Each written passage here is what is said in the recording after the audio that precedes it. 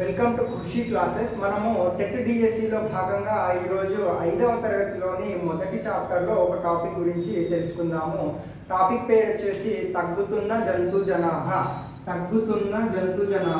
మనకు ఏ జంతువులు తగ్గుతున్నాయి, ఏ జంతువులు అంతరించిపోతున్నాయి, వాటి జనాభా ఎందుకు తగ్గుతుంది అనే విషయాన్ని మనం తెలుసుకుందాము. అయితే మానవుడు భూమిపై లేని కాలంలో ప్రతి ఒక సంవత్సరానికి ఒక జంతు జాతి మాత్రమే నశించేది.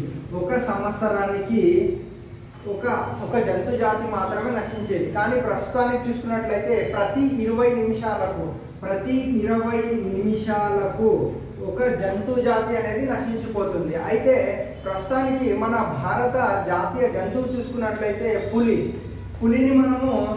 పులిని జాతీయ జంతువుగా మనము పిలుస్తాము. అయితే ఈ పులి అనేది భారత్తో పాటు మన పక్క దేశమైన బంగ్లాదేశ్లో కూడా కనిపిస్తుంది.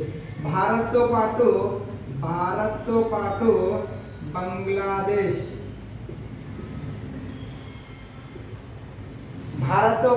బంగ్లాదేశ్లో కూడా పులులు కనిపిస్తాయి. వాటిని రాయల్ బెంగాల్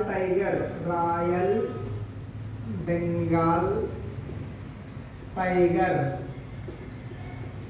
ఈ భారత్తో పాటు బంగ్లాదేశ్లో కనిపించే పులులను రాయల్ బెంగాల్ టైగర్ అని పిలవడం జరుగుతుంది. అయితే ఇవి కూడా ప్రస్తుతానికి అంతరించిపోయే దశలో ఉన్నవి. ఒకప్పుడు చాలా పులులు మనకు అడవులలో కనిపించేవి, కానీ ఇవి కూడా అంతరించిపోతున్నాయి అని మనకు ఇవ్వడం జరిగింది. పులిని అంతరించిపోయే జీవులలో పరిగణించడం జరుగుతుంది. అయితే పులితో పాటు అనేక ఇతర జీవులు కూడా అంతరించిపోయే దశలో ఉన్నవి అని వాటి యొక్క జనాభా తగ్గుతుందని మనకు ఇవ్వడం జరిగింది. వాటిలో ఇంకా ఇతర జంతువులు తీసుకున్నట్లయితే మనకు బట్టమేక పక్షులు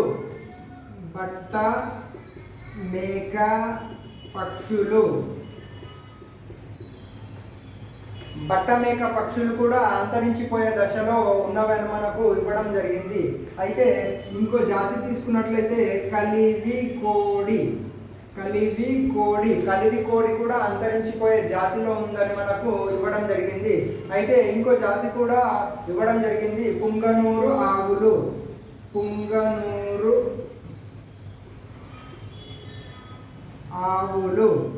ఈ పుంగనూరు ఆవులు కూడా మనకు అంతరించిపోయే దశలో ఉన్నవి అని మనకు ఇవ్వడం జరిగింది. అయితే మనము TDSCలో భాగంగా చూసుకున్నట్లయితే మానవుడు మనకు లేని సమయంలో భూమిపై ప్రకృతి సహజంగా సంవత్సరానికి ఒక జంతు జాతి మాత్రమే నశించేది. ప్రకృతి సహజంగా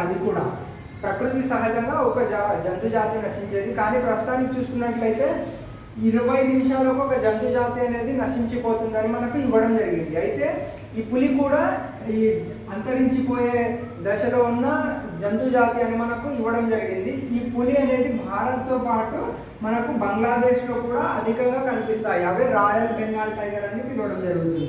అయితే పులితో పాటు ఇతర కొన్ని జీవజాతులు కూడా మనకు నశించిపోతున్నాయి. అవి చూసుకున్నట్లయితే బట్టమేక పక్షులు